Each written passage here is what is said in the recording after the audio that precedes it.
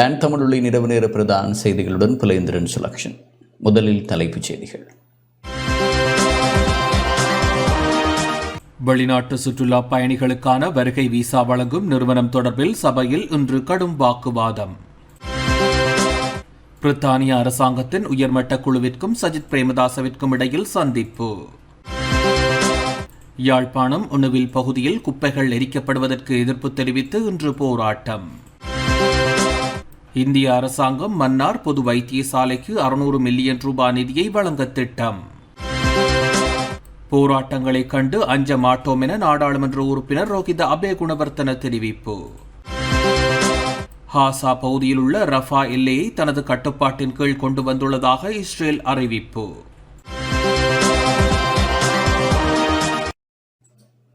தொடர்வது முதன்மை செய்தி.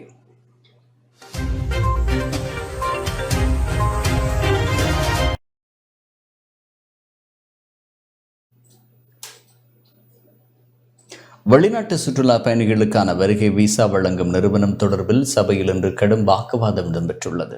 வெளிநாட்டு சுற்றுலா பயணிகளுக்கான வருகை விசா வழங்கும் VFS நிறுவனம் தொடர்பில் பொதுமக்கள் பாதுகாப்பு அமைச்சர் டிரான் அலஸிற்கும் ஐக்கிய மக்கள் சக்தியின் நாடாளுமன்ற உறுப்பினர் லக்ஷ்மன் கிரியல்லவிற்கும் இடையில் சபையில் இன்று கடும் வாக்குவாதம் ஏற்பட்டது. நாடாளுமன்றம் பிரதி சபாநாயகர் அஜித் ராஜபக்ஷ தலைமையில் கூடிய போது விசேட கேள்வியை முன்வைத்து கிரியல்ல MP இது தொடர்பில் பிரச்சினையை முன்வைத்தார். අපේ මේ ඉදිරිපත් කරලා තියෙන ගැසට් එක.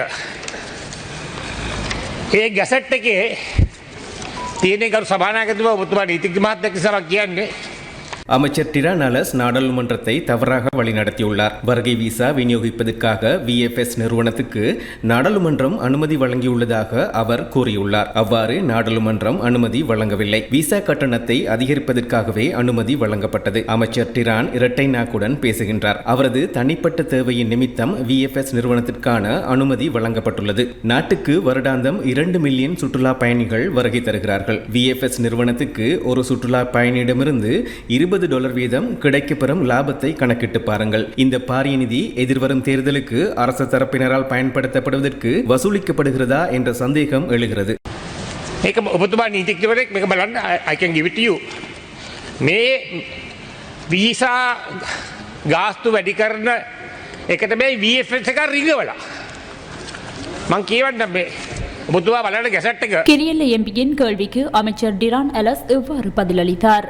75 කරපු එක ඒකයි පාර්ලිමේන්තුවේ අනුමත කෙරුවා කියලා තියෙන්නේ. ඔය දැන් මෙතුමා කියපු එක நாடாளுமன்றத்தில் VFS நிறுவனத்திற்கான அனுமதி அளிக்கப்பட்டதாக நான் கூறவில்லை. இதன் மூலம் நான் நாடாளுமன்றத்தை தவறாக வழிநடத்தவும் இல்லை. நான் சபையில் பேசிய விடயங்கள் ஹன்சாட் அறிக்கையில் இருக்கிறது. அதனை வாசித்து உண்மையான விடயத்தை புரிந்து கொள்ளுமாறு நான் கேட்டுக்கொள்கின்றேன். இதேவேளை லக்ஷ்மன் கிரியல்ல MPயின் கோரிக்கையின் அடிப்படையில் நாடாளுமன்ற விசேட குழுவை நியமித்து இது தொடர்பில் ஆராய்வதற்கு அமைச்சர் டிரான் சம்மதம் வெளியிட்டார். ඒ ටිකේ තියෙන්නේ අපි වීසා ගණන් වැඩි කරපු එක. $50 75 කරපු එක 75 100 කරපු. வெளிநாட்டு சுற்றுலா பயணிகளுக்கு வருகை விசா விநியோகிப்பதற்காக வேறொரு நிறுவனம் ஒன்றுக்கு அனுமதி வழங்கப்பட்டமை தொடர்பில் அரசாங்க கணக்குகள் பற்றிய குழு விசாரணை நடத்த வேண்டும் என ஸ்ரீலங்கா முஸ்லிம் காங்கிரசின் தலைவர் ரவ் ஹக்கீம் வேண்டுகோள் விடுத்துள்ளார். That the government has finally paid heed to one of the requests from the opposition to suspend the scheme of Parate executions. விமான நிலையத்தில் விசா விநியோகிப்பதற்கு வெளிநாட்டு நிறுவனம் ஒன்றுக்கு அனுமதி அளிக்கப்பட்டமை தொடர்பில் பல்வேறு சந்தேகங்கள் எழுந்துள்ளன. மத்திய வங்கி பிணைமுறை மோசடியை விட 5 மடங்கு பாரிய மோசடியாகவே இதனை நான் பார்க்கின்றேன். வெளிநாட்டு பயணிகளிடம் இருந்து அறவிடப்படுகின்ற பணம் யாரை சென்றடைகின்றது? உள்நாட்டில் உள்ள நிறுவனங்கள் மிக குறைந்த விலையில் விசா விநியோகிப்பதற்கு இணங்கியுள்ள போதிலும் வெளிநாட்டு நிறுவனத்துக்கு ஏன் வழங்கப்பட வேண்டும்? இதுகுறித்து விரிவான விசாரணைகள் நடத்தப்பட வேண்டும் என்பதே எமது கோரிக்கையாகும். அரசாங்க கணக்குகள் பற்றிய குழுவில் நான் அங்கத்துவம் வகிக்கின்றேன். அந்த குழு இது தொடர்பில் விசாரணை நடத்த வேண்டும். From there onwards we have had the subsequent COVID pandemic which brought the entire economy to a standstill. Thereafter we also had this mismanagement of our economy, resulting in வெளிநாட்டு சுற்றுலா பயணிகளுக்கு விசா விநியோகிக்கும் பணியை சர்வதேச நிறுவனத்திற்கு வழங்க வேண்டும் என்ற தேவை யாருக்கு இருந்தது என்பதை அரசாங்கம் தெளிவுபடுத்த வேண்டும் என ஐக்கிய மக்கள் சக்தியின் முன்னாள் நாடாளுமன்ற உறுப்பினர் முஜிபுர் ரஹ்மான் தெரிவித்துள்ளார். මේ කුතුහලය හා මේ ප්‍රශ්නය ඇවිල්ලා තියෙන්නේ. ඉතින් ඒකෙදී අපිට පේනවා කැබිනට් මණ්ඩලයේ ඉන්න අමාත්‍ය இலங்கைக்கு வருகை தரும் சுற்றுலா பயணிகளுக்கு விசா வழங்கும் நடைமுறை பிரச்சினைகள் எதுவுமின்றி தொடர்ந்து கொண்டிருந்தது. இந்நிலையில் அந்த பணி சர்வதேச நிறுவனம் ஒன்றுக்கு வழங்கப்பட்டுள்ளது. அவ்வாறு வழங்குவதற்கான தேவை யாருக்கு இருந்தது? விசா ஒன்றுக்கு $25 அறவிடப்பட்டு அந்த தொகை முழுவதும் அந்த நிறுவனத்துக்கே செல்கின்றது. எமது நாட்டுக்கு வரும் பயணிகளிடம் இருந்து லாபத்தை பெற்றுக்கொள்ள அந்த நிறுவனத்துக்கு எவ்வாறு அனுமதி அளிக்க முடியும்? இது பற்றி தனக்கு தெரியாது என சுற்றுலாத்துறை அமைச்சர் வளமை போன்று கூறுகின்றார். அமைச்சரவையில் இந்த விடயம் பேசப்பட்ட போது அவர் ஏன் மௌனமாக இருந்தார்? இவ்வாறு விசா விநியோக நடைமுறை வெளிநாட்டு நிறுவனங்களுக்கு வழங்கப்படுவதால் தனிப்பட்ட தகவல்கள் சேகரிக்கப்படுகின்றன. இதனை சில நாடுகள் விரும்புவதில்லை. இதனால் சுற்றுலா பயணிகளின் எண்ணிக்கையில் வீழ்ச்சி ஏற்படும். රිමාන්ඩ් බන්ධනාගාරයට යන්න සිද්ධ වුණේ. අද එයා එළි වෙනවා කැබිනට් අනුමැතියෙන් ගෙනාපු බෙහෙත් ඔක්කොම බාල බෙහෙත් කියලා.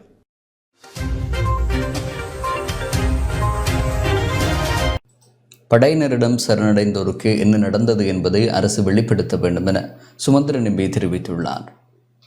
இறுதிக்கட்ட யுத்தத்தின் போது படையினரிடம் சரணடைந்தோருக்கு என்ன நடந்தது என்பதை வெளிப்படுத்த வேண்டியது அரசாங்கத்தின் பொறுப்பாகும் என தமிழ் தேசிய கூட்டமைப்பின் யாழ் மாவட்ட நாடாளுமன்ற உறுப்பினர் எம். சுமந்திரன் தெரிவித்துள்ளார். நாடாளுமன்றத்திலிருந்து உரையாற்றும் போது அவர் இதனை குறிப்பிட்டார். பொறுப்புக்கூறல் சம்பந்தமாக ஒரு சர்வதேச விசாரணை பொறிமுறை விசாரணை நடந்திருக்கிறது. ஆனால் ஒரு நீதிமன்ற பொறிமுறை ரோம் சட்டத்தின் மூலமாக மட்டும்தான் நடத்தப்படும். நான் இந்த கலந்துரையாடலே சொன்னேன், இலங்கை எங்களுடைய சிபாரிசு இலங்கை அரசாங்கத்துக்கு ரோம் சட்டத்துக்கு நீங்கள் உங்களுடைய இணக்கத்தை கொடுங்கள், அதுக்கு கைச்சாத்திடுங்கள். சர்வதேச சமூகத்திலே உங்களுக்கு ஏன் நம்பிக்கை இல்லையா? நாங்களும் ஐக்கிய நாடுகள் நிறுவனத்தினுடைய ஒரு உறுப்பினர். உலகத்திலே பல சர்வதேச அத்துமுறைகள் நடக்கின்றன, சர்வதேச குற்றங்கள் நிகழ்கின்றன. காசாவிலே இப்பொழுது இணையதளமூடாக கடன் வழங்குவோரை கட்டுப்படுத்தும் அதிகாரம் மத்திய வங்கிக்கு கிடையாது என சிரேஷ்ட பிரதி ஆணையாளர் தெரிவித்துள்ளார். இணையதளமூடாக கடன் வழங்குவோரை நேரடியாக முகாமைத்துவம் செய்வதற்கு இலங்கை மத்திய வங்கிக்கு அதிகாரம் கிடையாது என மத்திய வங்கியின் சிரேஷ்ட பிரதி ஆணையாளர் திருமதி வைஃபி பெர்னாண்டோ தெரிவித்துள்ளார். இலங்கை மத்திய வங்கியின் 2023 ஆண்டுக்கான பொருளாதார மீளாய்வு பற்றி ஊடக மாநாடு நீடித்து நிலைத்திருக்கும் உறுதிப்பாடு என்னும் தொனிப்பொருளில் மத்திய வங்கியின் கேட்போர் கூடத்தில் இன்று இடம்பெற்றது. இதன்போது டான் ஊடகவியலாளர் எழுப்பிய கேள்விக்கு பதிலளித்த போதே சிரேஷ்ட பிரதி ஆணையாளர் இதனை குறிப்பிட்டார். நுண்நிதி ஒதுக்குபடுத்தல் அதிகார சபையை ஸ்தாபிப்பதற்கான சட்டமூலம் ஒரு நாடாளுமன்றத்தில் சமர்ப்பிக்கப்பட்ட போதிலும் அது இடைநிறுத்தப்பட்டுள்ளது.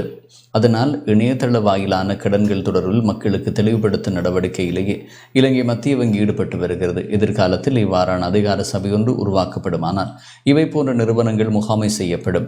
இலங்கையை பொறுத்தவரையில் எழுத்தறிவு வீதம் அதிகமாக காணப்பட்டாலும் பொதுமக்களின் நிதியியல் பற்றிய அறிவு குறைவாகவே காணப்படுகிறது. இது மிகவும் கவலைக்குரிய விடயமாகும்.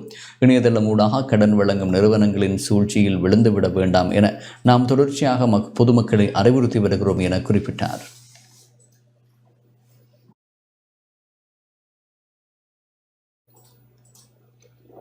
பிரித்தானிய அரசாங்கத்தின் உயர்மட்ட குழுவிற்கும் எதிர்க்கட்சித் தலைவர் சஜித் பிரேமதாசவிற்கும் இடையில் விசேட சந்திப்பு ஒன்று இடம்பெற்றுள்ளது. பிரித்தானிய வெளிவிவகார பொதுநல வாயம் மற்றும் அபிவிருத்தி அலுவலகத்தின் இந்து பசிபிக் பிராந்தியத்தின் பணிப்பாளர் பென் மேலோருக்கும் எதிர்க்கட்சித் தலைவர் சஜித் பிரேமதாசவிற்கும் இடையிலான விசேட சந்திப்பொன்று இன்று கொழும்பில் இடம்பெற்றது. இந்த சந்திப்பில் இலங்கை தற்போது எதிர்நோக்கும் பங்குரோத்து நிலை குறித்து இரு தரப்பினருக்கும் இடையில் நீண்ட நேரம் கலந்துரையாடப்பட்டதுடன் இதில் இருந்து விடுபட்ட தாம் மற்றும் தமது குழுவினர் மேற்கொள்ளும் திட்டங்கள் குறித்தும் எதிர்க்கட்சித் தலைவர் சஜித் பிரேமதாச விளக்கினார். அதேபோன்று தற்போதைய அரசாங்கத்தின் படுமோசமான ஆட்சியை முடிவுக்கு கொண்டு வந்து மக்கள் சார் ஆட்சியை எதிர்பார்க்கும் மக்களின் ஜனநாயக உரிமைகளை இல்லாதொழித்து தேர்தலை ஒத்திவைக்கும் அரசாங்கத்தின் முயற்சியை தோற்கடிக்க வேண்டும் எனவும் மக்கள் எதிர்பார்க்கும் ஆட்சியை உருவாக்குவதே தனது குழுவின் நோக்கமாகும் எனவும் எதிர்க்கட்சித் தலைவர் சஜித் பிரேமதாச பிரித்தானிய வெளிவிவகார பொதுநலவாய மற்றும் அபிவிருத்தி அலுவலகத்தின் இந்து பசிபிக் பிராந்திய பணிப்பாளர் பெண் மேலர் உள்ளிட்ட தூதுக்குழுவிடம் சுட்டிக்காட்டினார். பிரித்தானிய வெளிவிவகார பொதுநலவாய மற்றும் அபிவிருத்தி அலுவலகத்தின் இலங்கை பிரதானி அர்ஷியாவை மற்றும் இலங்கைக்கான பிரித்தானிய ஸ்தானிகர் ஆண்ட்ரூ பெட்ரிக் முதல் செயலாளர் டாம் சோஃபர் ஆகியோருக்கும் இந்த சந்திப்பில் கலந்து கொண்டனர். மேலும் ஐக்கிய மக்கள் சக்தியை பிரதிநிதித்துவப்படுத்தி எதிர்க்கட்சித் தலைவர் சஜித் பிரேமதாசா, நிரோஷன் பெரியர் ஆகியோர் இதில் கலந்து கொண்டனர்.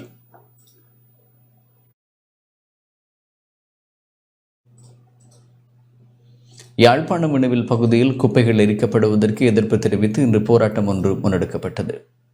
யாழ்ப்பாணம் இணுவில் நல்லூர் பிரதேச சபையின் திண்மக்கழிவகற்றல் பகுதியில் குப்பைகள் குவிக்கப்பட்டு எரிக்கப்படுவதற்கு எதிர்ப்பு தெரிவித்து இன்று காலை போராட்டம் முன்னெடுக்கப்பட்டது. குறித்த பகுதியில் பிரதேச சபையினால் குப்பைகள் கொட்டப்படுவதாகவும் பாரிய அளவில் சேர்ந்த குப்பை மேடு எரிக்கப்பட்டதாகவும் அப்பகுதி மக்கள் குற்றம் சாட்டினர்.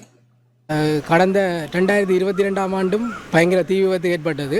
தற்போது மீண்டும் திரும்பவும் ஏற்பட்டிருக்கிறது. இதால் எங்களோட சுற்றுப்புற சூழல் கடுமையாக பாதிக்கப்பட்டிருக்கு. எங்களுக்கு இது நிரந்தர தீர்வுண்டு எங்களுக்கு இவை தரணும். ஏன்னா இது சுற்றவரை குடிமனைகள் இருக்கிறதால சின்ன பிள்ளைகளிலிருந்து வயசு போனாக்கள் எல்லாரும் இதால் கடுமையாக பாதிக்கப்படணும். இவை ஒவ்வொரு முறையும் வாக்குதாரினும் இதை நாங்கள் மாத்திரம்னு சொல்லி, ஆனால் இதுவரை எந்த ஒரு முன்னேற்றமும் இல்லை. அதை விட குப்பைகளை உரிய முறையில் தரம் பிரிக்கிறீங்கள கொண்டு மலை போல் அப்படியே குமிச்சு வைக்கிறால இந்த தீ இடம்பெற்றிருக்கிறது. பொதுமக்கள் எல்லாரையும் ஒன்றிணைச்சு மிகப்பெரிய போராட்டமாக நாங்கள் இதை செய்வோம்ன்றதை நாங்கள் இதை சொல்லிக்கொள்கிறோம். இப்போ அந்த இயற்கை பசலை உரம் தயாரிக்கிறேன்னு சொல்லி இந்த போட்டு போட்டுருந்தாங்களோ, அந்த போட் கலட்டின பிறகு இங்கே அந்த இயற்கை உரம்னு சொல்லி அதை பற்றி ஒன்றுமே செய்யறதில்லை. உள்ளுக்க மிஷின் சும்மா கிடக்குது. முதலும் இந்த முதல் முறையும் இது தீப்பிடிச்சி எரியக்குள்ள அந்த மிஷினை சும்மா கிடந்து எரிஞ்சு இப்போ வரைக்கும் அதை காக்கழிவுல குப்பை விடுற மாதிரி தான் நீங்கள் கொண்டு சேர்த்து கொண்டு இருக்காங்களே, மருத்துவ கழிவு அது இதுன்னு சொல்லி எல்லா குப்பை கஞ்சல்னு சொல்லி ஒவ்வொரு இடத்துல எங்கள்கிட்ட பிரதேச சபைக்கு சம்மந்தம் இல்லாததில்ல. அதாவது வேலை செய்கிற ஆக்களும் கூட காசை வெளியாக்கள்கிட்ட காசை வாங்கிட்டு அவையில் குப்பை எல்லாத்தையும் கொண்டு இங்கே போடுறது. முதலாவது இங்கே நல்ல பிரதேச சபைக்கு தெரியாத அவ்வளவுக்கு குடும்பங்கள் குடியிருப்புகள் இருக்கிற இடத்துல இப்படியான வேலையில் பார்க்கல. குடியிருப்பு இல்லாத ஒதுக்கப்பட்ட இடத்துல இந்த வேலையெல்லாம் செய்யலாம். அப்போ இதெல்லாம் யார் அனுமதி கொடுத்தோன்னு தெரியல. நாங்கள் காலப்போக்கில் எல்லாரும் அதுக்கு சேர்ந்தது அது முடிவு வேணும். நாங்கள் காலப்போக்கில் நாங்கள் சில தீவுப்பாதி உண்மையிலே இனிவில் கோண்டாவில் கொக்கில் குறிப்பிட்ட இடத்துக்கு நாங்கள் மக்கள் எல்லாரும் சேர்ந்தது ஒரு நாங்கள் நல்ல தண்ணியை பாய்க்கிறதே எங்களுக்கு தெரியல. தண்ணியின் கஷ்டம் கொஞ்சம் அங்கார போய் பாருங்க தண்ணி. அதே நிலைமை எங்களுக்கு நாளைக்கு வரப்போகுது. அதுக்கு நாங்கள் பிரதேச சபையோட அவையோட காட்சி ஒரு தீர்வு நாங்களாக கிளந்திலிருந்து ஏதாவது ஒரு முடிவான தீர்வு எடுத்தால் தான் அதுக்கு நாங்கள் இதை அனுமதிக்கு. எங்களுக்கு முதல் சொன்னவே இதில் சேதன பசலை தயாரிக்கின்ற சேதன பசலை தயாரிக்கிற எந்த ஒரு செயல்பாடும் இங்கே இல்லை. இதனிடையே நல்லூர் பிரதேச சபையின் திண்மக்கழிவகற்றல் பகுதியில் நேற்று இரவு திடீரென தீப்பற்றியிருந்தது. தொடர்ந்து அதிகாலையில் தீ பரவ ஆரம்பித்திருந்ததை தொடர்ந்து அப்பகுதி மக்களால் நல்லூர் பிரதேச சபைக்கு அறிவிக்கப்பட்ட நிலையில் யாழ் மாநகர சபை மற்றும் நல்லூர் பிரதேச சபை இணைந்து நீர் பாய்ச்சப்பட்டு நீண்ட பிரயத்தனத்தின் பின்னர் தீ அணைக்கப்பட்டது. இது தொடர்பில் நல்லூர் பிரதேச சபையின் செயலாளர் செலிபனை நாம் தொடர்பு கொண்டு வினவிய போது சேகரிக்கப்படுகின்ற குப்பைகள் மானிப்பாயில் தரம் பிரிக்கப்பட்டு உக்கும் குப்பை எடுக்கப்பட்ட பின்னர் இணுவில் பகுதியில் கொட்டப்படுவதாகவும் அவற்றிலிருந்து பிளாஸ்டிக் மற்றும் கண்ணாடி போன்றவையும் பிரிக்கப்பட்டு எஞ்சிய குப்பைகள் இணுவில் பகுதியில் கொட்டப்படுவதாகவும் அவர் தெரிவித்தார். இருப்பினும் குறித்த குப்பையை தாம் தீ வைக்கவில்லை எனவும் அவர் தெரிவித்தார். இது தொடர்பில் தாம் ஆராய்ந்து வருவதாகவும் குறிப்பிட்டார். இந்திய அரசாங்கம் மன்னார் பொது வைத்தியசாலைக்கு 600 மில்லியன் ரூபாய் நிதியை வழங்க உள்ளது. மன்னார் மாவட்ட பொது வைத்தியசாலைக்கு 600 மில்லியன் ரூபாய் நிதியை நன்கொடையாக வழங்க இந்திய அரசாங்கம் அனுமதி வழங்கியுள்ளது. இலங்கையில் உள்ள இந்திய ஸ்தானிகர் ஆலயம் ஊடாக முன்வைக்கப்பட்ட கோரிக்கைக்கு இந்த அனுமதி கிடைத்துள்ளது. வைத்தியசாலையின் விபத்து மற்றும் அவசர சிகிச்சை பிரிவுக்கான கட்டட நிர்மாண பணிகளுக்கும் மருத்துவ உபகரணங்களை பெற்றுக்கொள்வதற்கும் என இந்த நன்கொடை பயன்படுத்தப்பட்டுள்ளது. நீண்ட காலமாக மன்னார் மாவட்டத்தில் உரிய முறையிலான விபத்து மற்றும் அவசர சிகிச்சை பிரிவு இன்மையினால் மக்கள் பல்வேறு அசௌகரியங்களை எதிர்நோக்கி வந்தனர். இந்நிலையில் மன்னார் சுகாதாரத்துறையினர், சமூக மட்ட அமைப்புகளின் பிரதிநிதிகள், நாடாளுமன்ற உறுப்பினர்கள் என அனைவராலும் இந்திய அரசாங்கத்திடம் கோரிக்கை முன்வைக்கப்பட்டது. இந்த கோரிக்கையை ஏற்றுக்கொண்ட இந்திய அரசாங்கம் 600 மில்லியன் ரூபாய் நன்கொடையை வழங்க அனுமதி அளித்துள்ளது. நிதி கிடைக்கும் பட்சத்தில் அவசர சிகிச்சை பிரிவு, கதிரியக்க பிரிவு உள்ளடங்கலாக பல்வேறு சிகிச்சை பிரிவுகள் அமைக்கப்பட உள்ளதுடன் மருத்துவ உபகரணங்களும் கொள்வனவு செய்யப்பட உள்ளன.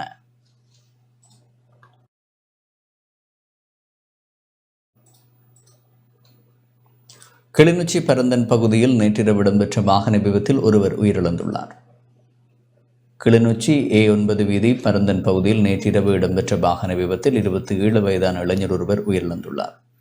ஆடை தொழிற்சாலை ஊழியர்களை ஏற்றிச் சென்ற பேருந்து வீதியை கடந்தவர் மீது மோதியுள்ளது.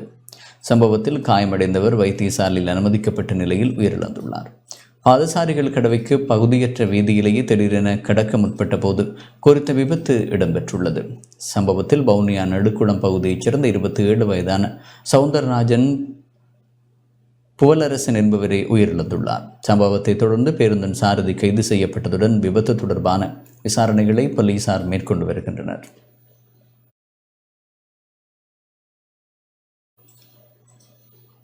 வவுனியா மதுராநகர் பகுதியில் இருவரிடையே ஏற்பட்ட வாய் தர்க்கத்தை தொடர்ந்து ஏற்பட்ட கைகலப்பில் நேற்று ஒருவர் உயிரிழந்துள்ளார்.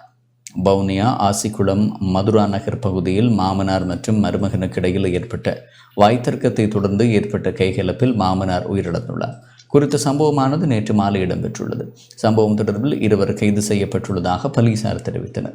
சம்பவத்தில் மதுராநகர் பகுதியைச் சேர்ந்த 45 வயதான கணேசமூர்த்தி என்பவரை உயிரிழந்துள்ளார். சம்பவ இடத்திற்கு சென்ற சிதம்பரபுரம் போலீசார் ஆரம்பகட்ட விசாரணைகளை மேற்கொண்டுள்ளதுடன் மேலதிக விசாரணைகள் முன்னெடுக்கப்பட்டு வருகின்றன.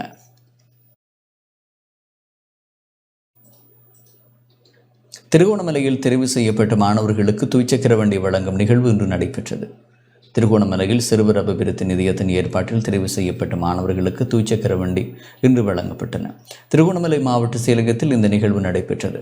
இலங்கை சிறுவர் நிதியத்திற்கு ஜப்பான் நிதி நிறுவனத்தினால் வழங்கப்பட்ட துவிச்சக்கர வண்டிகள் சிறுவர் நிதியத்தின் பங்காளரான சிறுவர் அபிவிருத்தி நிதியத்தினூடாக மாணவர்களுக்கு வழங்கப்பட்டன. இந்நிகழ்வில் குச்சவெளி ஹோமரங்கடவலை மொரவெல பிரதேச செயலக பிரிவைச் சேர்ந்த 60 மாணவர்களுக்கு துவிச்சக்கர வண்டிகள் வழங்கப்பட்டதுடன் பாடசாலை கல்வியை நிறைவு செய்த மாணவர்களுக்கான தொழிற்பயிற்சிக்கான காசோலைகளும் மற்றும் சுயதொழிலுக்கான காசோலைகளும் வழங்கி வைக்கப்பட்டன.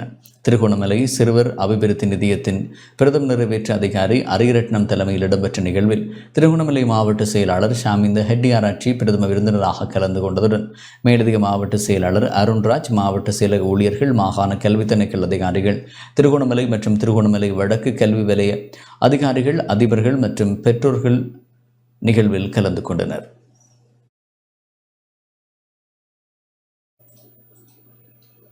முன்னாள் மாகாண சபை உறுப்பினர் நௌசர் வவுசி கொழும்பில் கொள்ளுப்பட்டி போலீசாரால் கைது செய்யப்பட்ட நிலையில் போலீஸ் பிணையில் விடுதலை செய்யப்பட்டுள்ளார்.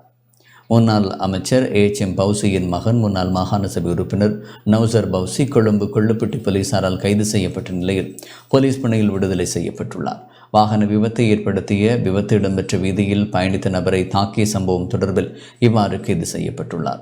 கொள்ளுப்பட்டி பாடசாலை மாவத்தை பகுதியில் இடம்பெற்ற விபத்தின் பின்னர் பாதிக்கப்பட்ட நபரை தாக்கியதாக நௌசர் பவுசி மீது குற்றம் சுமத்தப்பட்டுள்ளது. இந்த சம்பவம் தொடர்பில் கொள்ளுப்பட்டி போலீசார் விசாரணைகளை மேற்கொண்டுள்ளதுடன் சந்தேக நபரான HM பவுசியின் மகனை கைது செய்து போலீஸ் பிணையில் விடுவித்துள்ளனர்.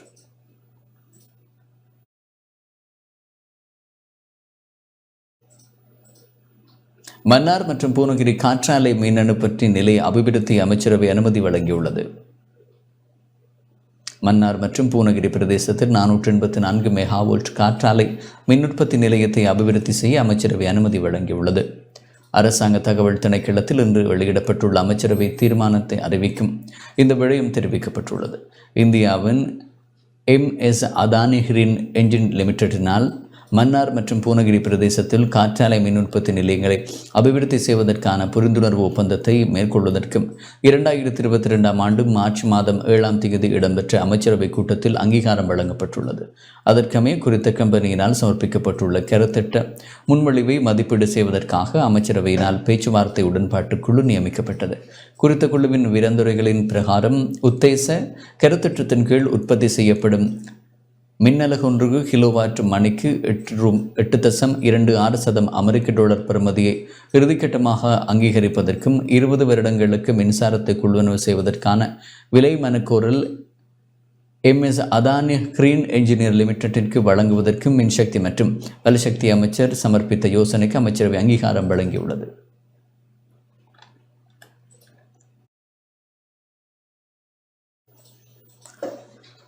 நீதியமைச்சர் விஜயதாச ராஜபக்ஷவினால் தாக்கல் செய்யப்பட்ட மனுவை மேல்முறையீட்டு நீதிமன்றம் நிராகரித்துள்ளது.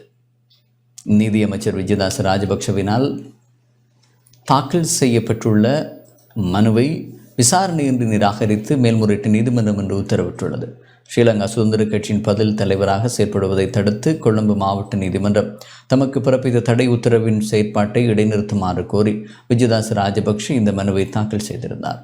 அந்த வகையில் விஜயதாச ராஜபக்ஷ சமர்ப்பித்த மனுவை பரிசீலித்த மேல்முறையீட்டு நீதிமன்றம் விசாரணையின்றி நிராகரித்து உத்தரவு பிறப்பித்துள்ளது.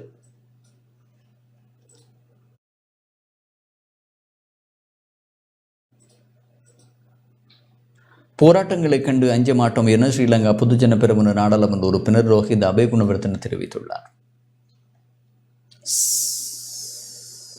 சவால்களை எதிர்கொண்டு முன்னோக்கி பயணிக்க தயார் என்பதை காண்பிப்பதற்கான வாய்ப்பாகவே மேதின கூட்டம் அமைந்ததாக நாடாளுமன்ற உறுப்பினர் ரோஹித் அபேகுணவர்தன தெரிவித்துள்ளார். ஸ்ரீலங்கா பொதுஜன பெரமுனவின் தலைமையகத்தில் இன்று இடம்பெற்ற ஊடகவியலாளர் சந்திப்பின் போதே அவர் இவ்வாறு தெரிவித்தார். එවැනි අරගලයකින් නිර්මාණය කළ බැලුවේ රටේ ප්‍රජාතන්ත්‍රවාදය සම්පූර්ණයෙන්ම අකුලන්. சவால்களை எதிர்கொண்டும் முன்னோக்கி பயணிக்க தயாராக உள்ளோம் என்பதை காண்பிப்பதற்காகவே எம்முடைய கட்சியின் ஆதரவாளர்கள் மேதின கூட்டத்திற்கு வருகை தந்தனர். அந்த வகையில் நோக்கும்போது எமது கூட்டத்திற்கு வருகை தந்த மக்கள் தொகை போதுமானதாகும். போராட்டங்களின் ஊடாக முழுமையாக நாட்டை ஜனநாயகத்தை இல்லாமலாக்க முற்பட்டனர். பாரிய அழிவை ஏற்படுத்தினர். அதனூடாக ஏதேனும் ஒரு கட்சி தமது கட்சியை மேலே கொண்டு வர எத்தனிப்பது முறையான விடயமாக அமையுமா? இது ஜனநாயகமான செயற்பாடா? போராட்டங்களின் ஊடாக எம்மை ஓரங்கட்ட எத்தனித்தனர். ஆனால் சவால்களை எதிர்கொண்டு முன்னோக்கி பயணிக்க நாம் தயாராக உள்ளோம். போராட்டக்காரர்கள் தீப்பெட்டி, ஆயுதம் என்பவற்றை கரங்களில் எடுத்தனர். ஆனால் எம்முடைய கட்சியினரின் ஆயுதம் பென்சிலாகும். அதனூடாக எமது கட்சிக்கு வாக்களித்து ஜனநாயகத்தை நிலைநாட்டுவர். අතරගත්තේ මොකක්ද? පන්දම, පෙට්‍රල් කෑන් එක, ගිනි පෙට්ටිය, ආයුධය. ஸ்ரீலங்கா சுதந்திர கட்சியின் முன்னேற்றத்திற்காக பாடுபடுவேன் என முன்னாள் ஜனாதிபதி சந்திரிகா பண்டாரநாயக்க குமாரதுங்க தெரிவித்துள்ளார். ஸ்ரீலங்கா சுதந்திர கட்சியின் முன்னேற்றத்திற்காக பாடுபடுவேன் எனவும் நாட்டை கட்டியெழுப்ப அனைவரும் ஒன்றிணைவோம் எனவும் முன்னாள் ஜனாதிபதி சந்திரிகா பண்டாரநாயக்க குமாரதுங்க தெரிவித்துள்ளார்.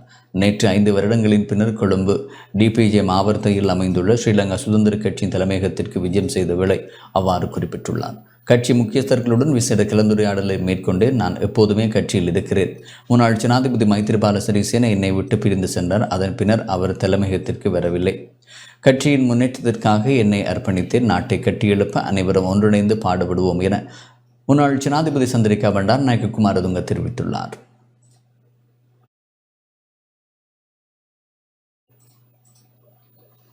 மீண்டும் தொடர்ச்சியான பணிப்புறக்கணிப்பில் ஈடுபட உள்ளதாக சுகாதார தொழிற்சங்கங்கள் அறிவித்துள்ளன.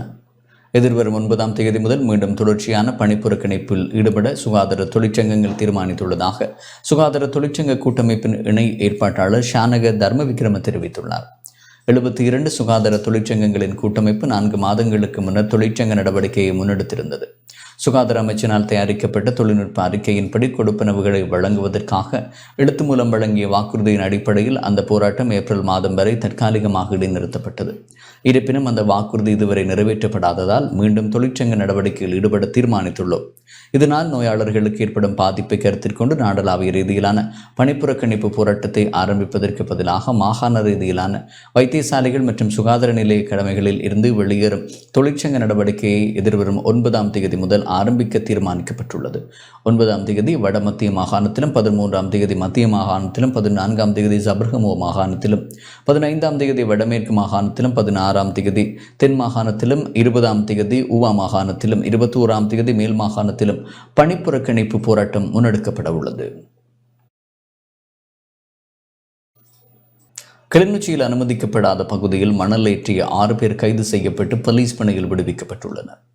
கிளிநொச்சியில் அனுமதிக்கப்படாத பகுதியில் மணல் ஏற்றிய குற்றச்சாட்டில் 6 டிப்பர்களுடன் அதன் சாரதிகள் கைது செய்யப்பட்டு விசாரணைகளின் பின்னர் போலீஸ் பிணையில் விடுவிக்கப்பட்டனர்.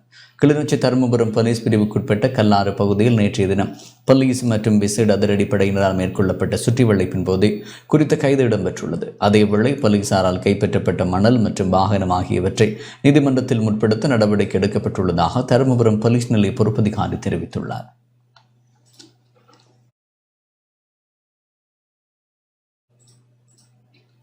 வவுனியாவில் தன்னியக்க பணப்பரிமாற்ற இயந்திரத்தில் இருந்து பெண் ஒருவரின் பணத்தை திருடிய நபர் தொடர்பில் போலீசார் விசாரணைகளை ஆரம்பித்துள்ளனர். வவுனியா அம்மாச்சி உணவகத்தில் பணிபுரியும் பெண்ணின் பணத்தை தன்னியக்க பணப்பரிமாற்ற இயந்திரத்தில் இருந்து திருடிய நபர் தொடர்பில் போலீசார் விசாரணைகளை ஆரம்பித்துள்ளனர். கடந்த ஞாயிற்றுக்கிழமை பிற்பகல் வேளையில் வவுனியா மாவட்ட செயலகத்தில் அமைந்துள்ள பணப்பரிமாற்ற இயந்திரத்தில் குறித்த பெண் பணம் எடுப்பதற்கு சென்றபோது அருகில் நின்ற நபர் ஒருவர் உதவி புரிவது போல் பணத்தை எடுத்துவிட்டு பணம் பெற்றுக்கொள்ளும் அட்டை இயந்திரத்தினுள் சிக்கிவிட்டது எனவும் வங்கி பாதுகாப்பு அலுவலரை தொடர்பு கொள்ளுமாறு கூறிவிட்டு அங்கிருந்து சென்றுள்ளார். அதன் பின்னர் பாதிக்கப்பட்ட பெண் வங்கி பாதுகாப்பு அலுவலரை அழைத்த போது 37,000 ரூபாய் திருடப்பட்டுள்ளமை தெரிய வந்துள்ளது. இதனையடுத்து வவுனியா போலீஸ் நிலையத்தில் முறைப்பாடு செய்யப்பட்டுள்ள நிலையில் கண்காணிப்பு கேமராவின் உதவியுடன் போலீசார் மேலதிக விசாரணைகளை ஆரம்பித்துள்ளனர்.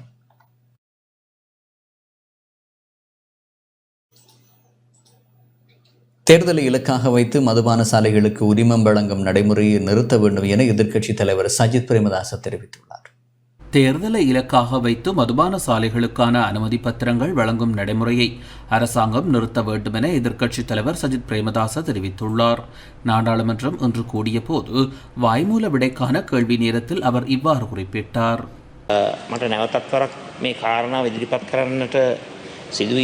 இந்த ஆண்டின் இறுதிக்குள் மக்கள் ஆசீர்வாதத்துடன் ஆட்சிக்கு வந்தால் இவ்வாறான செயற்பாடுகள் கட்டாயம் நிறுத்தப்படும். ஐக்கிய மக்கள் சக்தி அரசாங்கத்தில் இந்த உரிமங்கள் அனைத்தும் ரத்து செய்யப்படும். இது தொடர்பாக நீதிமன்றங்களை நாடினால் நாடாளுமன்ற சட்டத்தின் மூலமாக இந்த உரிமங்களை தடை செய்வோம். ரத்தினபுரி எம்பிலிப்பிட்டிய பிரதேச செயலகத்தின் வெலங்ககவல சந்தையில் மதுபான அனுமதி பத்திரத்துடன் கூடிய உணவகம் தொடர்பில் நாடாளுமன்றத்தின் கவனத்துக்கு கொண்டு வந்தேன். இதுகுறித்து மீண்டும் கேள்வி எழுப்புவது குறித்து கவலை தெரிவிக்கின்றேன். மகா சங்கத்தினரின் கடும் எதிர்ப்புக்கு மத்தியிலும் அது திறக்கப்பட்டுள்ளது.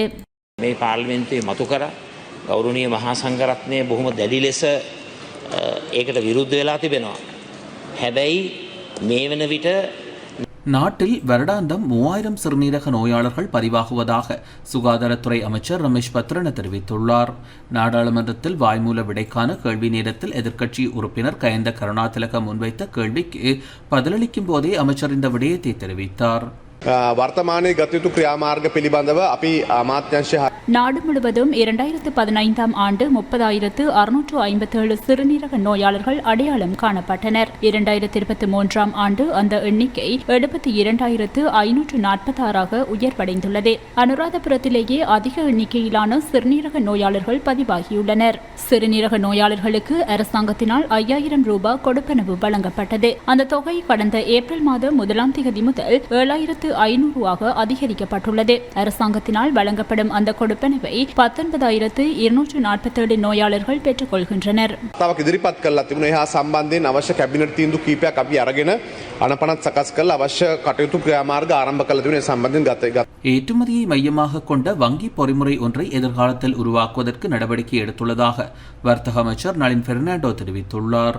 சிறு மற்றும் நடுத்தர வர்த்தகங்களை பாதுகாக்க வேண்டிய தேவை எமக்கு இருக்கின்றது. ஏனென்றால் நாட்டின் பொருளாதாரத்துக்கு அவர்கள் பாரிய பங்களிப்பை வழங்கி வருகின்றார்கள். குறிப்பாக ஏற்றுமதி சார்ந்த சிறு மற்றும் நடுத்தர வர்த்தகர்கள் குறித்து நாம் அவதானம் செலுத்தியுள்ளோம். அதற்காக தனியான வங்கி பொறிமுறை ஒன்று விரைவில் உருவாக்கப்படும். அதற்கான கலந்துரையாடல்கள் இடம்பெற்று வருகின்றன. நாட்டில் கடந்த காலங்களில் மக்கள் எவ்வாறான பொருளாதார பிரச்சினைகளை எதிர்நோக்கினார்கள் என்பதை நாம் அறிவோம். இப்போது அந்த பிரச்சினைகளில் இருந்து நாம் மீண்டு வருகின்றோம். பொருட்கள் சேவைகளை பெறுவதற்கு 2 வரிசைகள் கிடையாது. பணவீக்கத்தை குறைத்து சர்வதேச ரீதியில் நன்மதிப்பை பெற்ற நாடாக நாம் மாறியுள்ளோம். இந்நிலையில் சிறு மற்றும் நடுத்தர வர்த்தகர்களை பாதுகாக்கவும் அவ்வாறான வர்த்தகங்களை ஆரம்பிப்போருக்கு நிதி வசதி அளிக்கவும் எதிர்பார்த்துள்ளோம். අනාගතයේ පෙන්ෂන් එකක් තියෙනවා. එහෙම නැත්නම් රැකියාව ස්ථීරභාවයක් තියෙනවා. ඒ නිසා අනිවාර්යයෙන්ම අපි කොහොම හරි යම්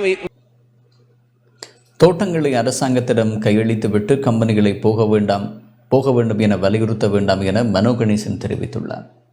பெருந்தோட்ட தொழிலாளர்களின் சம்பளத்தை அதிகரித்து வழங்க வேண்டும் என்பதற்கான மாற்று நடவடிக்கையாக தோட்டங்களை அரசாங்கத்திடம் கையெழுத்துவிட்டு கம்பெனிகளை போக வேண்டும் என வலியுறுத்த வேண்டாம் என தமிழ் முற்போக்கு கூட்டணியின் தலைவர் மனோ கணேசன் தெரிவித்துள்ளார். ஜனாதிபதி ரணில் விக்ரமசிங்கே மேதின மேடையிலே அறிவித்த சம்பள தொகையை அவரால் பெற்றுக் கொடுக்க முடியவில்லை என்றால் அதற்கான மாற்று நடவடிக்கை அவரை எடுக்க வேண்டும் எனவும் வர்த்தமானி பிரகடனம் செய்த தொழில் அமைச்சர் மனச நாணயக்கார நடவடிக்கை எடுக்க வேண்டும் எனவும் அவர் இன்று வெளியிட்டுள்ள ஊடக அறிக்கையில் தெரிவித்துள்ளார். அதற்கு மாற்று நடவடிக்கை என்று தோட்டங்களை அரசாங்கத்திடம் கையளித்துவிட்டு கம்பெனிகளை போக வேண்டும் என்ற கோஷத்தை முன்வைக்க வேண்டாம் என அரசில் உள்ள மலேக நண்பர்களுக்கு அன்புடன் கூறிக்கொள்வதாகவும் அவர் தமது அறிக்கையில் குறிப்பிட்டுள்ளார். கம்பெனி போய் காணிகளை அரசாங்கம் பொறுப்பேற்றால் அவை அவர்களது ஆதரவாளர்களுக்கு பிரித்து கொடுக்கப்பட்டுவிடும் எனவும் இவ்வாறு இன்று அரசிடம் உள்ள ஜனவசம எல்கடுவ ஆகிய அரசாங்க கம்பெனிகள் காணிகள் கேட்பாரின்றி வழங்கப்பட்டு அங்கே வாழ்ந்த நமது மக்கள் நடுத்தெருவிற்கு வந்ததாகவும் அவர் சுட்டிக்காட்டியுள்ளார்.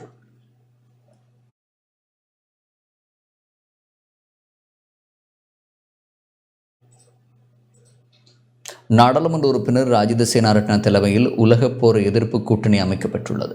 அந்த கூட்டணியின் அங்குரார்ப்பண நிகழ்வு நேற்று கொழும்பில் நடைபெற்றது. இதில் அரசியல் கட்சிகளின் பிரதிநிதிகள், மத தலைவர்கள் மற்றும் சிவில் அமைப்புகளின் பிரதிநிதிகள் கலந்து கொண்டனர். மேலும் நாடாளுமன்ற உறுப்பினர்களான மனோ கணேசன், ரிசாட் பதியுதீன் உள்ளிட்டவர்கள் மற்றும் ஐக்கிய தேசிய கட்சியின் உறுப்பினர் ரவி கருணாநாயக் ஆகியோரும் இதில் கலந்து கொண்டனர். ஃபெவரல் அமைப்பு உள்ளிட்ட சிவில் அமைப்புகளின் பிரதிநிதிகளும் கலந்து கொண்டனர். இதன்போது ஊடகங்களுக்கு கருத்து தெரிவித்த நாடாளுமன்ற உறுப்பினர் ராஜித சேனாரட்ன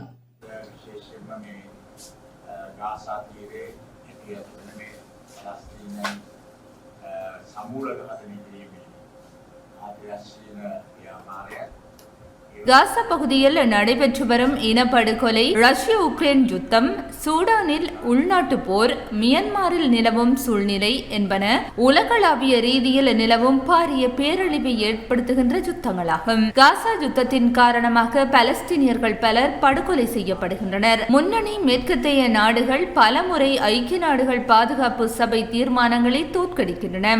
அமெரிக்கா இஸ்ரேலுக்கு ஆதரவை வழங்கினாலும் அமெரிக்காவின் முன்னணி மேற்கத்தைய நாடுகளின் பல்கலைக்கழகங்களின் மாணவர்கள் அதற்கு எதிர்ப்பை வெளியிடுகின்றனர். உலக தலைவர்களின் சக்திகளால் உருவாக்கப்பட்ட அனைத்து உலக போர்களையும் எதிர்க்க வேண்டும் என்பது எம்முடைய கூட்டணியின் பிரதான நோக்கமாகும். போர்களால் இறந்தவர்கள், காயமடைந்தவர்கள் மற்றும் ஊனமுற்றவர்கள் உட்பட ஒடுக்கப்பட்ட மக்களின் உரிமைகளுக்காக, உலக சமாதானத்திற்காக குரல் கொடுக்க வேண்டும். அதே போன்று பயங்கரவாத நடவடிக்கைகளுக்கு எதிராக ஒன்றிணைந்து அழுத்தம் கொடுக்க வேண்டும்.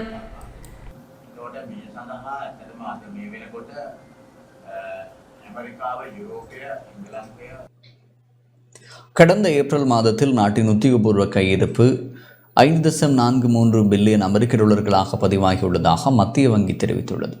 கடந்த ஏப்ரல் மாதத்தில் நாட்டின் உத்தியோகபூர்வ கையிருப்பு 9.6% அதிகரித்து 5.43 பில்லியன் அமெரிக்க டாலர்களாக பதிவாகியுள்ளதாக இலங்கை மத்திய வங்கி தெரிவித்துள்ளது. மார்ச் மாதம் நாட்டின் உத்தியோகபூர்வ கையிருப்பு சொத்துக்கள் 4.96 பில்லியன் அமெரிக்க டாலர்களாக பதிவாகியது. இந்நிலையில் நிதி பரிமாற்ற ஒப்பந்தத்தின் கீழ் சீனா வழங்கிய 1.4 பில்லியன் டாலர்களும் கையிருப்பில் உள்ளடங்குகிறது என மத்திய வங்கி குறிப்பிட்டுள்ளது.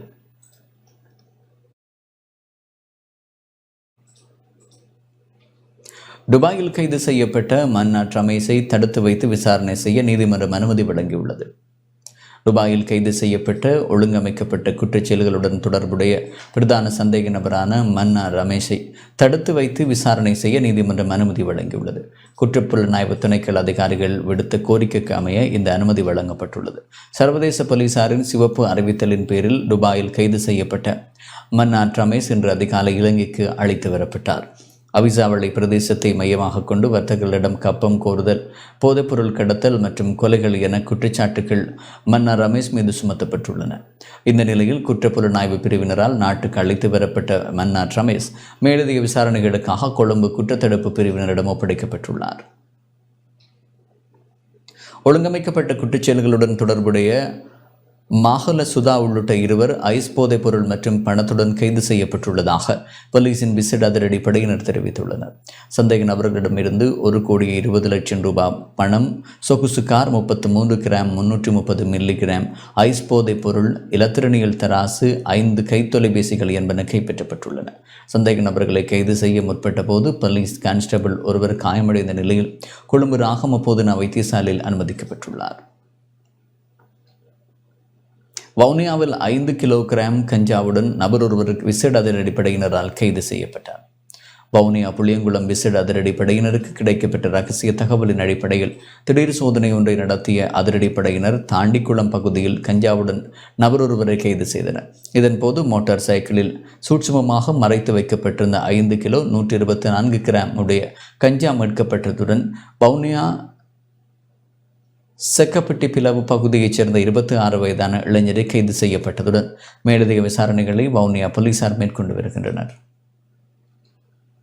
மட்டக்களப்பு காத்தான்குடி போலீஸ் பிரிவில் கடந்த ஒரு வாரத்தில் மாத்திரம் பல்வேறு குற்றச்செயல்களுடன் தொடர்புடைய 67 சந்தேக நபர்கள் கைதாகியுள்ளனர். காத்தான்குடி போலீஸ் நிலைய பொறுப்பதிகாரி ஜி கஜநாயக்க தெரிவித்துள்ளார். குற்றச்செயல்கள், திருட்டுச் சம்பவங்கள் மற்றும் போதைப் பொருட்களுடன் தொடர்புடையவர்களை கைது செய்யப்பட்டவர்கள் ஆவர்.